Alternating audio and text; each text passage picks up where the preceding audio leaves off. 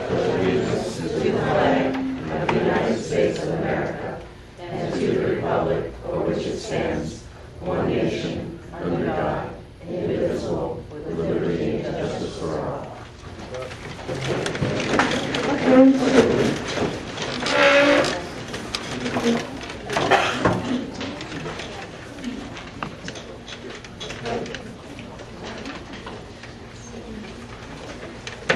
The announcement of closed session items, our counsel, John Pearl, will make the comments. Thank you, Dr. Rowe. There is only one item to report out from closed session under item 2B, public employee discipline, dismissal, and release, which was conducted under Government Code Section 54957. And the report out is that on effective May 14, 2009, there was a member of the classified bargaining unit in the custodial classification who was dismissed and who did not request an appeal, and therefore that action is filed. Thank you very much. And just to make note, we are pulling item 18A2 from the agenda. Item number 18A2.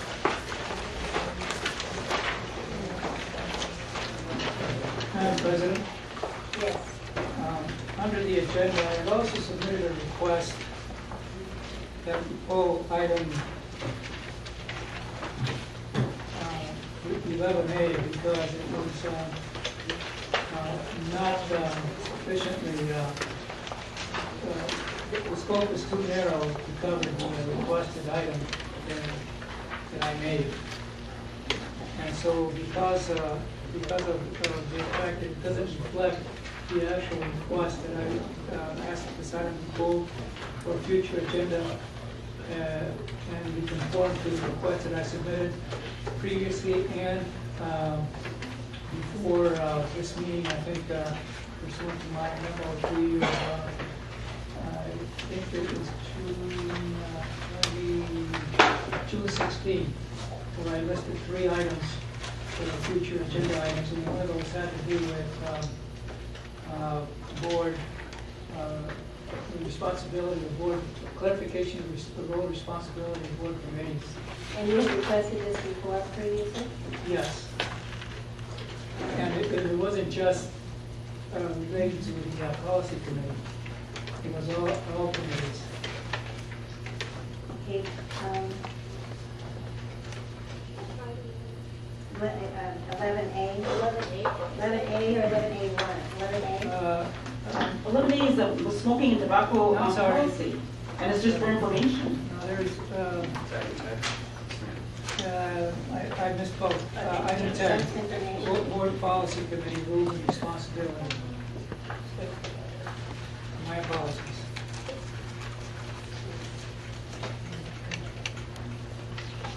Also, Madam President, I had submitted, as soon as I was able to get to the agenda, several questions to Dr. Chopra, the copies to yourself. And I have received no responses to those questions, and therefore I will have no option but to go through those questions as we go through the agenda. Right, you'll have that option. Okay? And also, I would request that even though they don't have to be included as a part of the minutes, I would ask that they be included as a part of the record of this meeting. And I object to that. I object to that.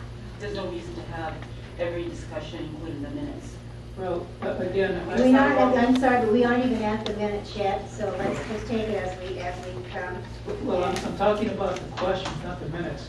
And what I've asked is, understanding that the minutes don't have to reflect everything that was discussed. And I'm asking that the full text of these be included in the minutes, but that this document be included as a part of the meeting record. Madam Chair, Yes, ma'am. what I would recommend is that as we get into those items, we can go ahead and address any concerns that trustee Aguilar has, so we can start the meeting There's so many members of the public here that I'm sure would like to come up and speak. And at this point, I would like to address the fact that I've made a presidential decision, and to make the meetings more efficient and effective, I'm limiting each trustee to talk for 1.5 minutes on each agenda item.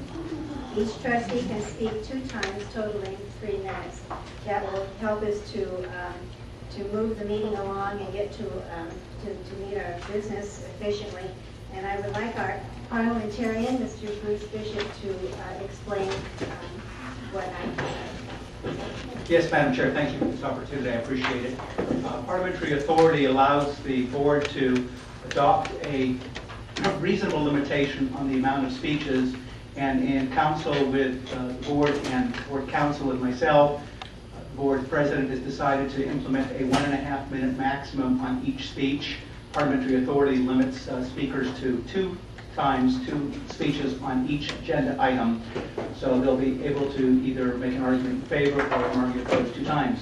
Additionally, in an effort to expedite business, the chair has directed a maximum of 10 minutes speaking time on each agenda item. So we will time every agenda item once the motion comes to the floor and start the 10-minute clock at that time too. So overall, there will be a 10-minute maximum on each discussion item or each agenda item, with each board member limited to 1.5 minutes per speech. Thank you very much. Point of clarification on this item, on this matter. First, the limitation goes to what you characterize in speeches for and against a motion on the table, or just any comment on the item as a whole. May I answer, Madam Chair? Yes, ma'am. Yes, The ma'am. limitation on speeches goes to speeches only. Substantive arguments either opposed in favor or opposed to the agenda item, and that does not count time that is used for legitimate questions, points of clarification on the agenda item. So there has to be a motion on the floor before this requirement kicks in, or is this any discussion whether or not there's a motion on the floor on that? May I answer, Yes, Senator? you may. The issue of time limitations applies to those items that are on the agenda. An item that is on the agenda is not considered until it has made a motion and thereby becomes questions for the board. One more point of clarification. The board policy, specifically 2715 on Code of Ethics, specifically states that members of the governing board are responsible to render all decisions regarding the issues at hand based on the available facts, independent judgment, and refuse to surrender that judgment to any other individuals or special interest group. The relevant language here is the responsibility that board members have to render all decisions regarding issues at hand on all available facts. So does this policy supersede this parliamentary procedure if the facts, if all of the facts have not been provided to the board on a particular agenda item? May I respond to that, Madam Chair? Yes, sir. I'm not certain that's a parliamentary question, and therefore I don't believe it would be appropriate for you to respond. Well, then somebody has to answer it I'll tonight. refer to our council. I'm happy to address the issue. Certainly, at the end of the 10-minute period, if there is a motion to elongate or to extend the time allotted to it, if the board feels that that's necessary, there could be a motion to extend the amount of time, and therefore further discussion could be had.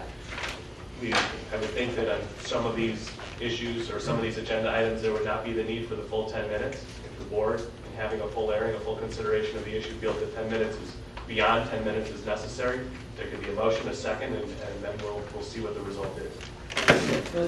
But again, clarification, I'm still trying to get clarification on this.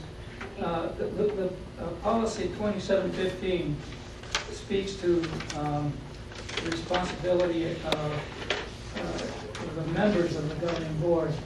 So am I understanding you to say that the majority of the board can prevent an individual board member from carrying out his or her responsibility under this policy? May I, Madam Chair?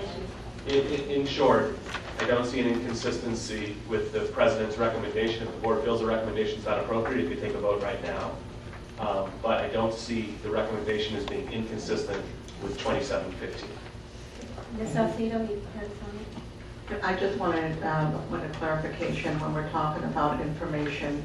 It's to the board as an entity, and when that board decides, obviously it's the majority of the board, and we're not talking about the individual trustees. So if I did not understand something, but the rest of the board did, then could I continue to go ahead and keep asking questions and questions and questions and questions, and until I understand it, that I can go ahead and take an entire board meeting asking questions if the entire board understands it and is ready to move on. So I just wanted to make sure that when we're talking about providing sufficient information and we make a decision, is as a board and not as individual board members. That is correct. Thank you. All right, moving on, we have approval of the minutes of regular meeting June 10th, 2009, June 17, June 20, and June 24. Move on minutes, June 10, 17, and 20. Okay. Discussion? Move the addition of the corrections that I submitted for those minutes. All right. And for the information of the board, since you didn't have an opportunity to review those corrections, I'll defer the reading of those corrections for a moment, because... Was there not a second? I'm sorry. No, he wanted an amendment to the motion. Oh, I see. I moved an amendment to, moved to amend the motion to include the corrections to those minutes as submitted by me. Okay. Okay, then please vote. No, what? Oh, I thought it was second. Okay. So it dies for a second. So then We vote on my motion vote on your motion. to accept the first three. Okay, so we shall accept the first three, the special meetings of the 10th, 17th, and the 20th. Is that what you're saying? Yes. Okay. Please vote.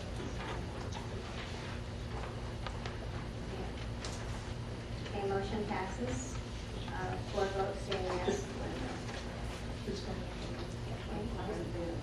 I move on 7 for special meeting June 24th, 2009. Do I hear a second? Second. Okay. Discussion? Again, move to amend that motion to include the amendments that I submitted pursuant to my correspondence with President Superintendent dated June 6, 2009. Okay. No second?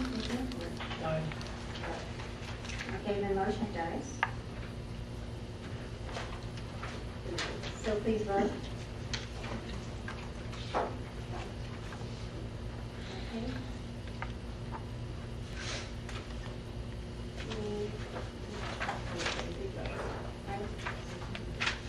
Okay, now then. We have oral presentation.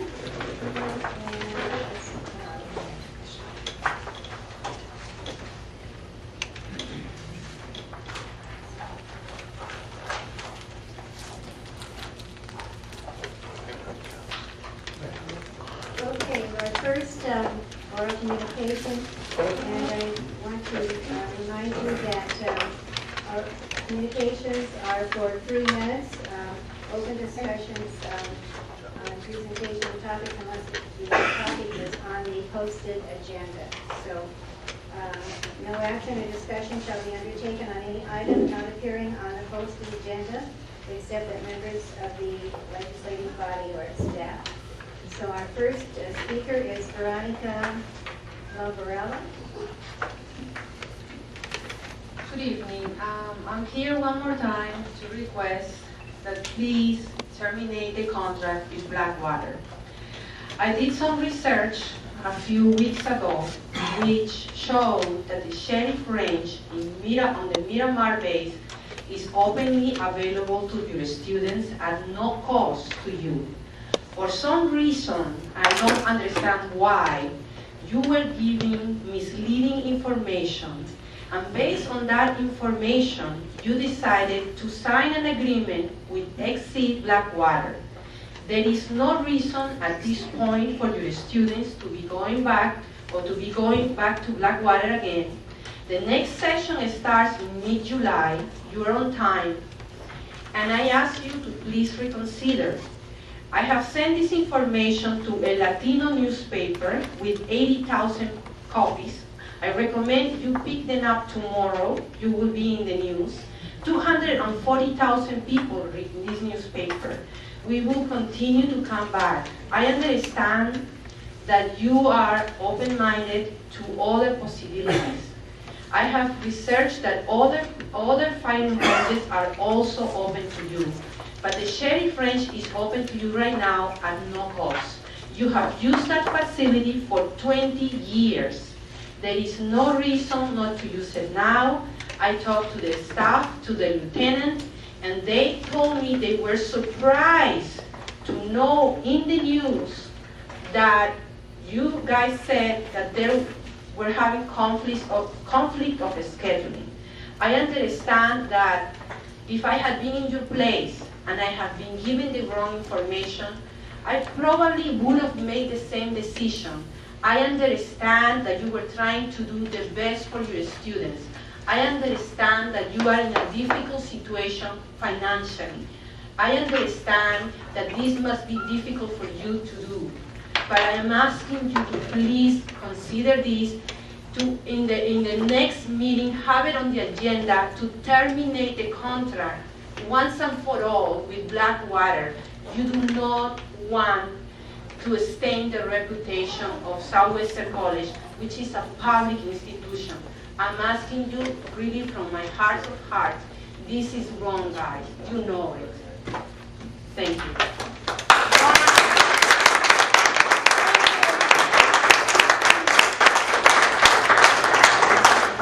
Next speaker is Michael Donnell. Yes.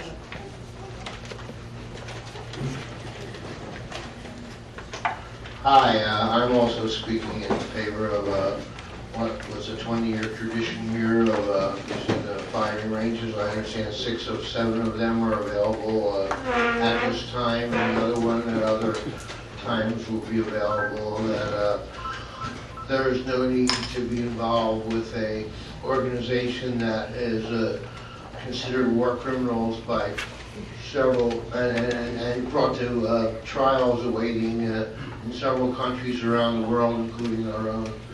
And certainly it's also a financial matter to be considered that the police firing ranges that you've used for 20 years are a considerable less expense to students at Southwestern College than the Blackwater expense. Thank you.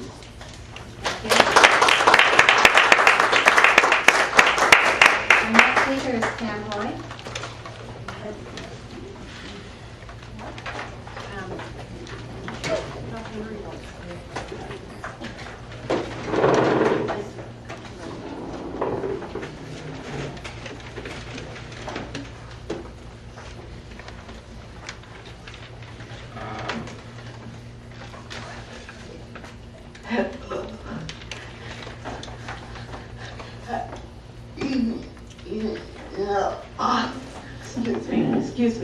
Excuse me. I apologize for interrupting, but would she be able to be moved over a little bit further up, because otherwise if we can't see her, Okay. and I would hate not to hear from her. Okay. Thank you very much. Thank you. Thank you. You know what?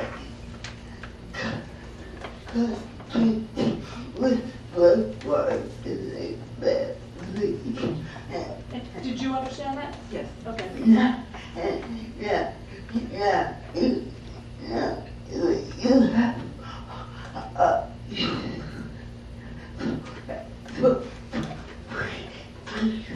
don't hurt in college like thank you.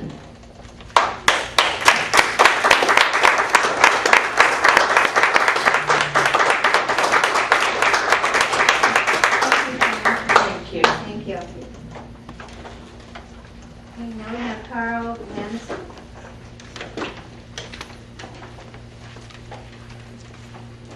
Hi, I'm also here to talk to you about the Blackwater deal. Also here to urge you to end your dealings with Blackwater, even if you have to pay for the other shooting ranges. The ethical cost of dealing with these war criminals is terrible. It's borne by your students, it's borne by your college. It blackens the name of everyone affiliated with the college. So please end your contract. Thank you. Thank you.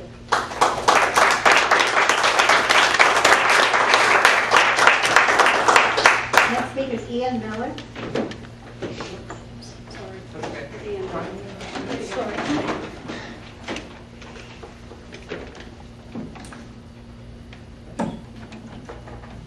Hi, I'd just like to echo my friend's message that it's completely inappropriate that a paramilitary organization would have any affiliation with a police civilian organization.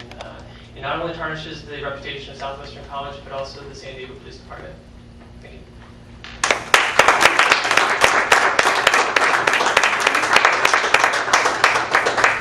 Michelle Kruk.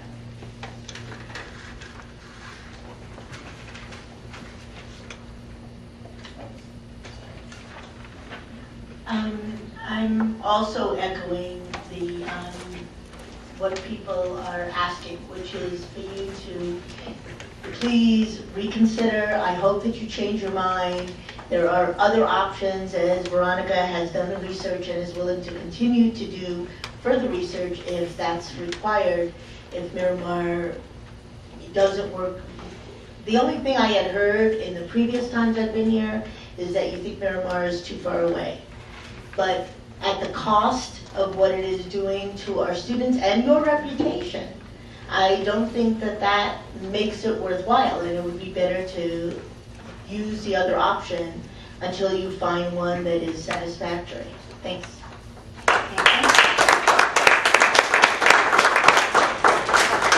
Next speaker is Paul Clark. Clay, I'm sorry, Paul Clay. Thank you. I'll chalk that up to bad penmanship. How's that? No, I know Paul Clark. Well, thank you for this opportunity to address the board. I'm kind of confused here. I'm not sure if I'm in San Diego County or Riverside County. That's where I'm from. We have the same exact situation, same exact scenario playing out there with a company called Prosynctu, who is staffed by primarily people formerly associated with Blackwater, XE, whatever it's called today. The point I'm trying to make is they used the same precise argument in Riverside County. They were telling us that this was going to be used by government, military officials, training for, I'm not kidding you, mall guards, all sorts of people were going to use this facility, when in Riverside County, we have had a long-time relationship with March Air Force Base and other facilities where they have training facilities just like what they're trying to build in our community. And it has tarnished our community.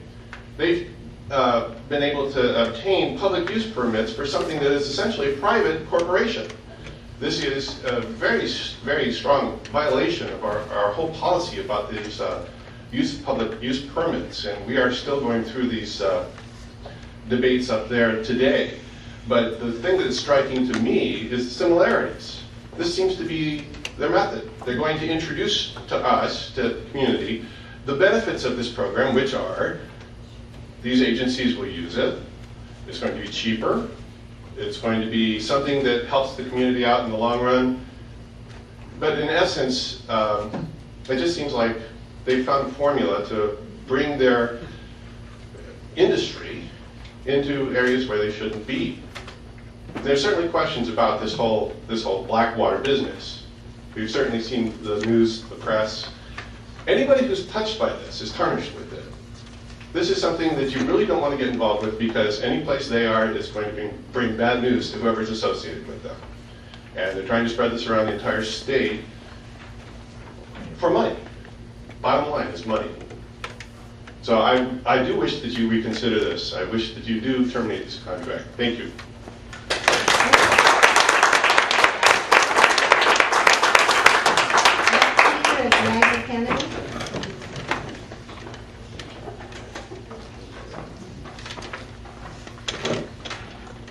There's nothing much more that I can add. I can't believe the fantastic arguments that are going before you of why we shouldn't have Southwestern College name tarnished by having a militia related to this college. I mean, I really don't want a militia becoming a household name. That we become comfortable with the idea that part of our public education is that we have a militia that's part of our public education. All of the arguments today are fantastic ones, and I really hope that this isn't a case of you don't want to lose face because you have a contract in place. If you can get out of it, you really should, because this is not good for your college. Thank you.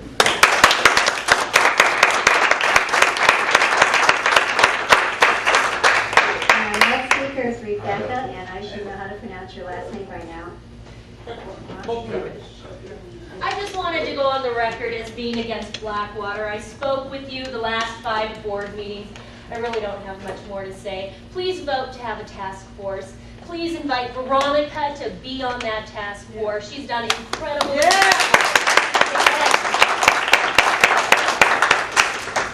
Okay, and our next speaker is Angelina Stewart.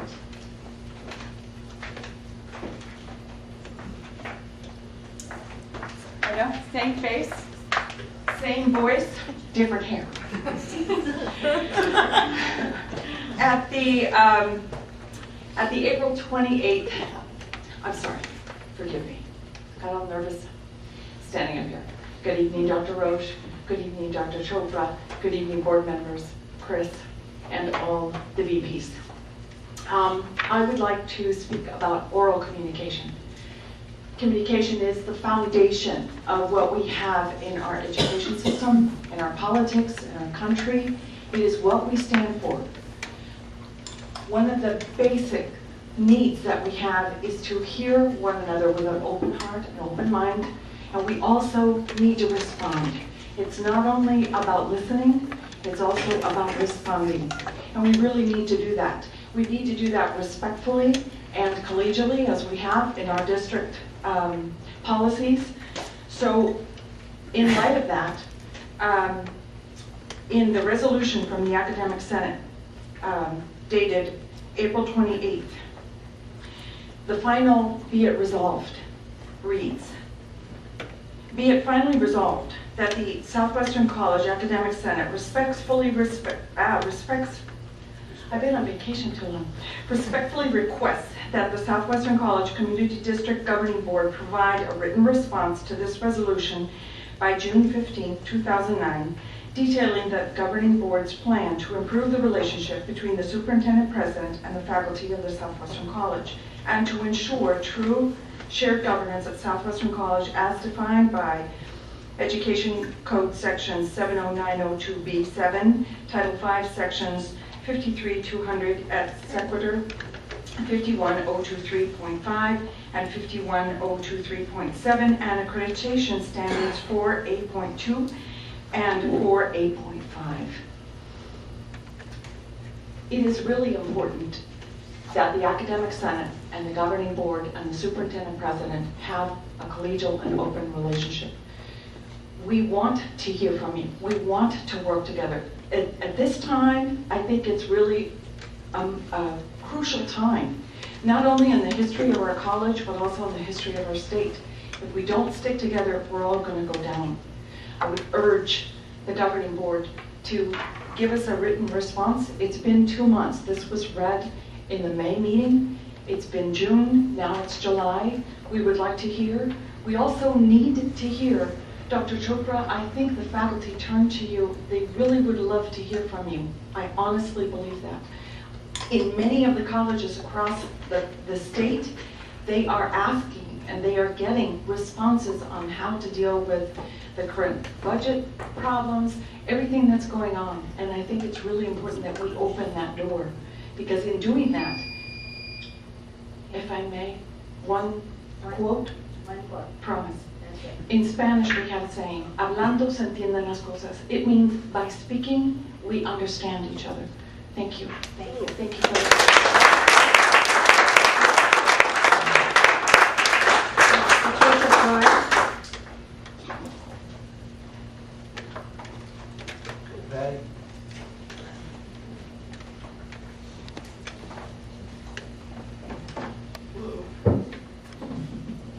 Good evening. First, as a community member and an employee, I respectfully request that the governing board respond quickly to the erroneous information in the past Union Tribune editorials, in particular the July 4 Remarkable Budget editorial, in which it states yet again that no jobs have been lost on our campus and that millions have been saved. Today, we've got a running toll on the dedicated employees who have lost their jobs due to administrative actions or coerced resignations. Vice President of Fiscal Affairs, Deborah Fitzsimmons, Vice President of Human Resources, Fusako Yokotobi, Vice President of Student Affairs, Greg Sandoval, Financial Aid Director Arthur Lopez, Director of Community and Media Relations, Nevada Smith, Director of Grants, Linda Gilstrap, Director of Outreach, Fernando Poveda, Performing Arts Coordinator, Sylvia Lugo, Web Technologist, Elisandra Singh, and numerous hourlies who've worked, that I know, who've worked anywhere from 5 to 10 years on this campus are gone. Student workers are gone, many of whom relied on that income so they could be in school, and countless adjunct in our cuts of 10%, 5% of our class sections. They're gone because the courses were cut. We have to make cuts. We understand that. We'd like to be a part of that process. In addition, the article refers to what could possibly be exaggerated cost savings because we have no documentation of the money saved. And finally, the article, I felt it was demeaning to our board member, Nick Aguilar, for what I viewed as a reasonable request for an accounting of the money saved. Lastly, our academic senate in April did request a collegial response, as Angie was talking about, and we are looking to your elected leadership and your role to give us in response to our respectful request for your help. As the article quotes us as railing about management styles and unsure governance. I'm unaware of faculty railing on this campus or ranting, although we have been on the receiving end of railing and ranting over the last 2 years. We would love a return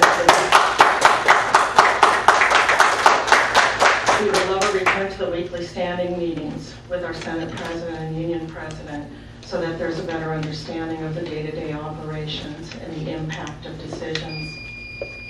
Thank you.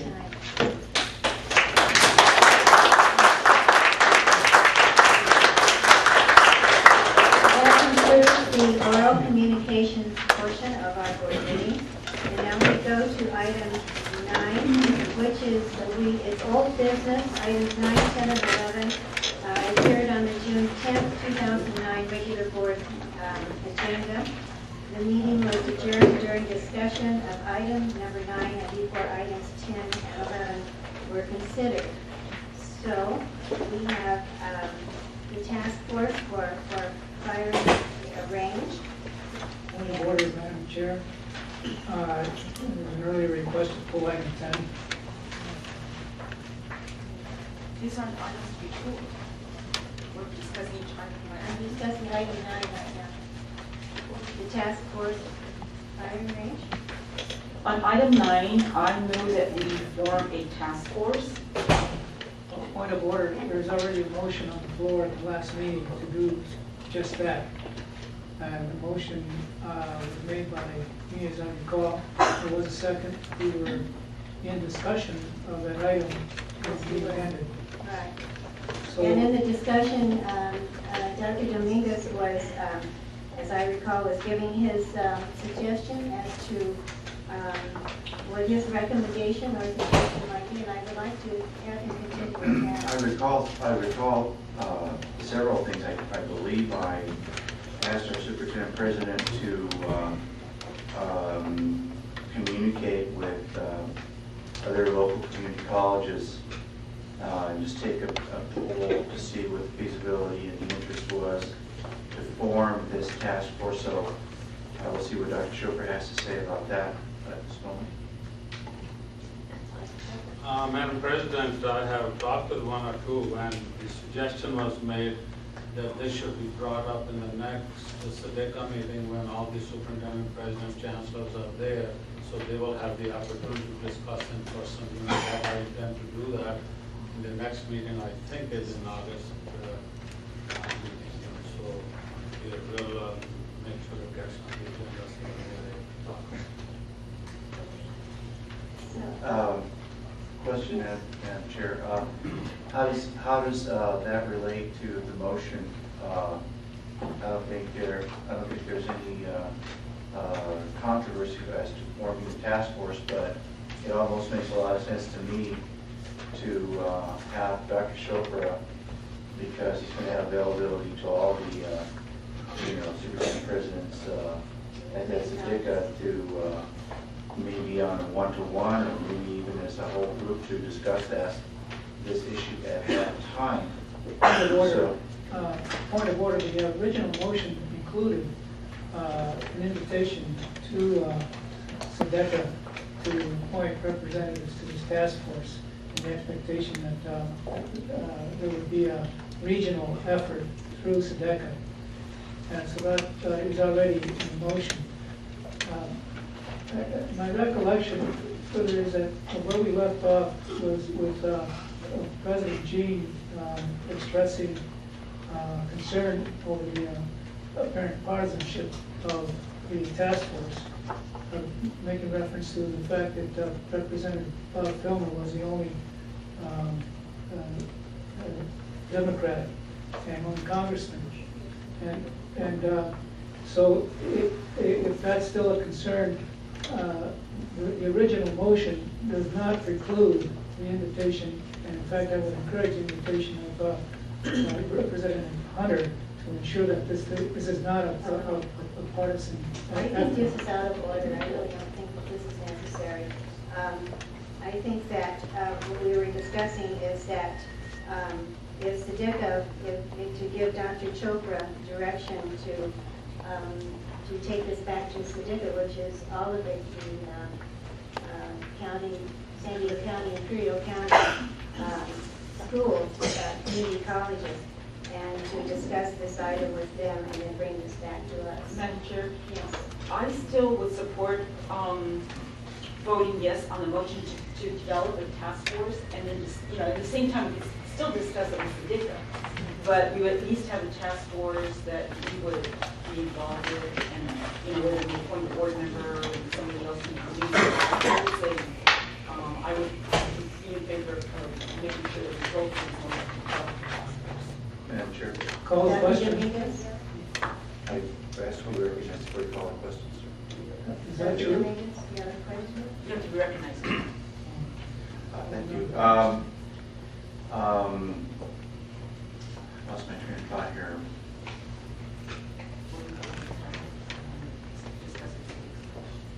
No, I have an additional concern that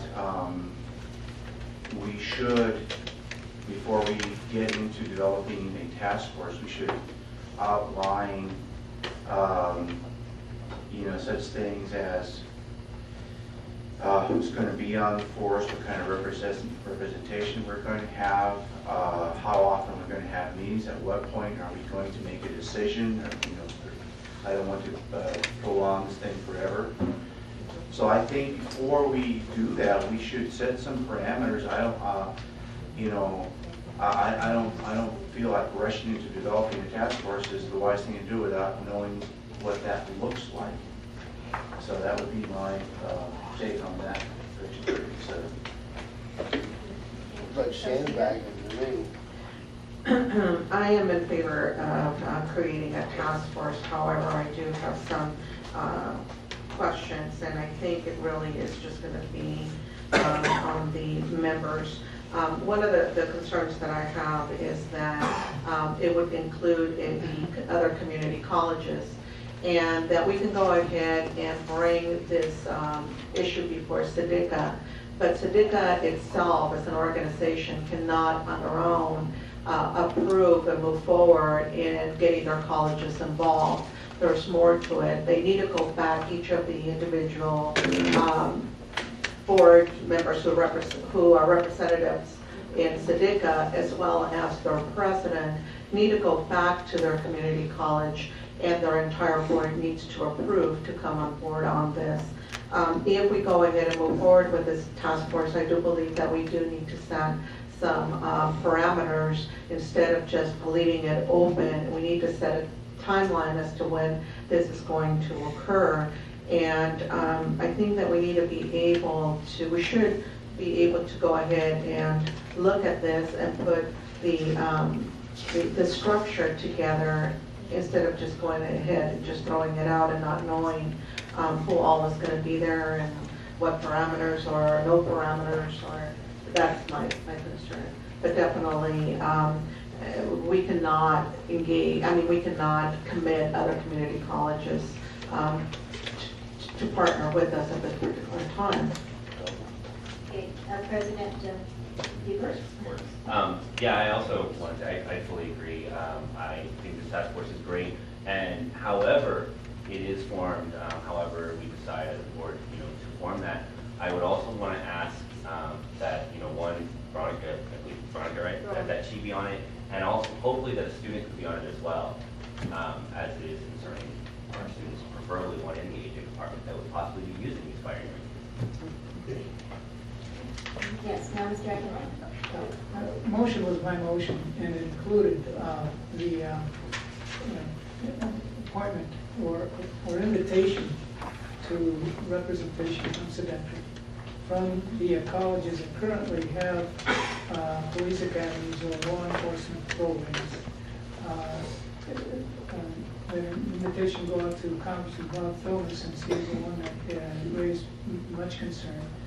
And to eliminate any appearance of political bias, that we also include an invitation to Congressman Hunter, and that in having a student, we've talked about this before, would also be appropriate, and I would suggest that we invite the regional representative for ASOs or someone from that body to this committee. And with that, I would call the question.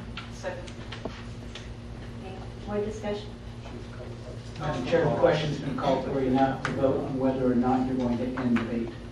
So the vote before you right now is whether or not to end debate. Okay. And that requires a 2/3 majority. Okay, so do we vote to end debate? End debate.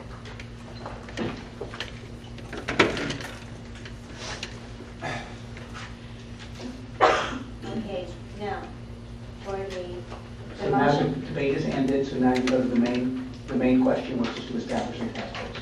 Okay, to establish a task force, okay? So now we want to establish this task force, is there, Majority motion. okay, so then we vote.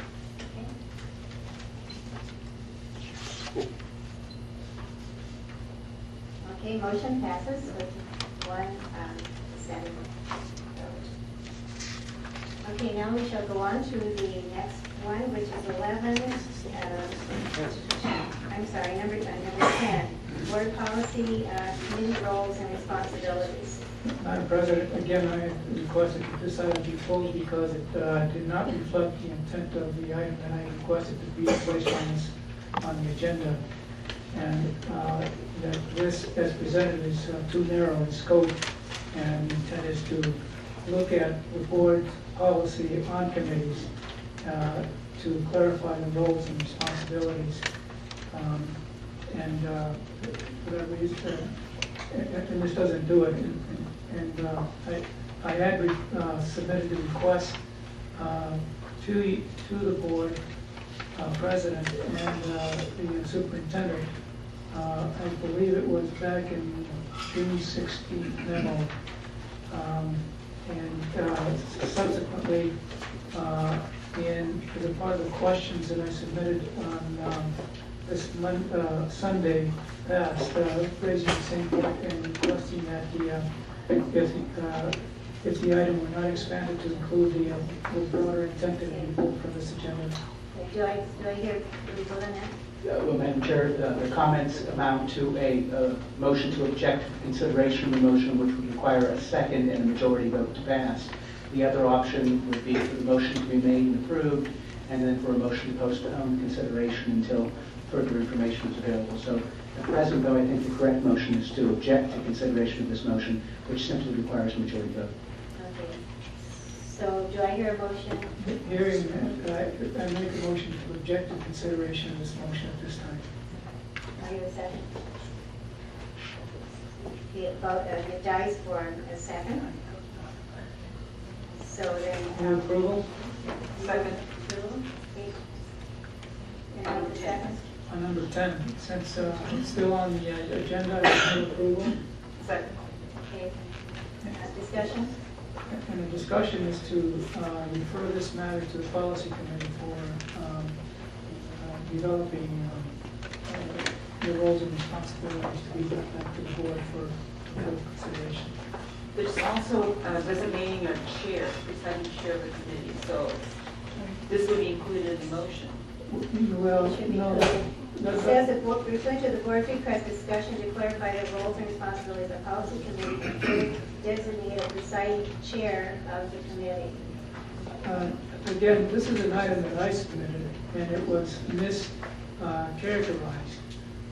That appointing of the chair was an example of the kinds of clarifications that I was seeking in the context of the policy committee and the other committees. But since we're now talking about the policy committee, that would only be one of the items that the policy committee will pick up and bring it back to the board for full consideration.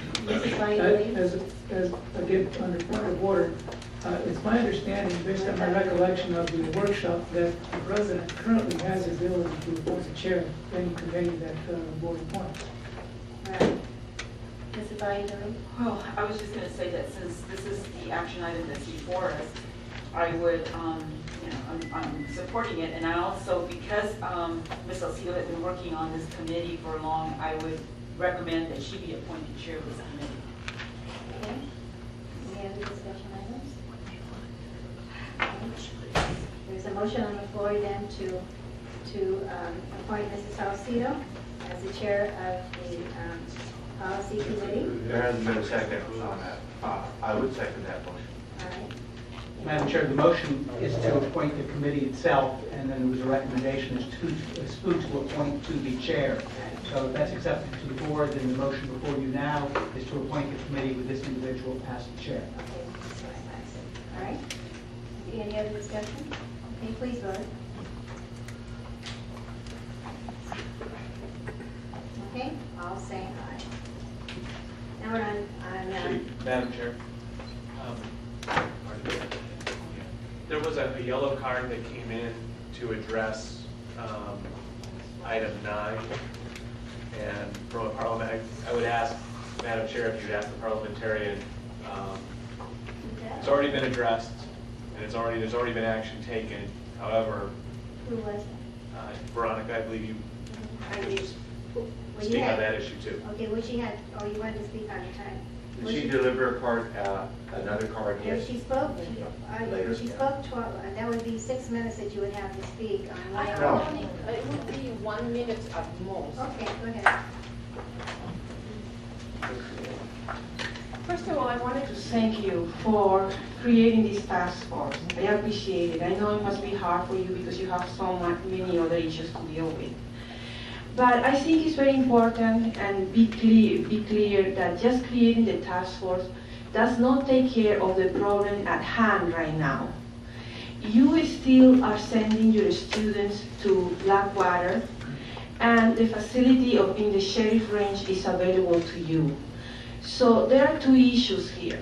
One is a task force, which can take a long time to decide, and the other one is terminating the contract. And I respectfully ask you to include that in the next meeting agenda, to consider terminating this contract because you have other resources to use.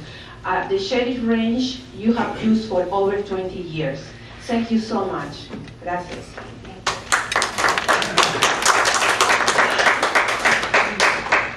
Now, we have item 11, non-action items, district information, district policies, the first reading. And we have Mr. Phillips who would like to see that. Yeah, this is a non-action item, it's the first reading. I'll be very brief, but first, full disclosure, you all know I'm a smoker. We all already have a smoking policy here at Southwestern College.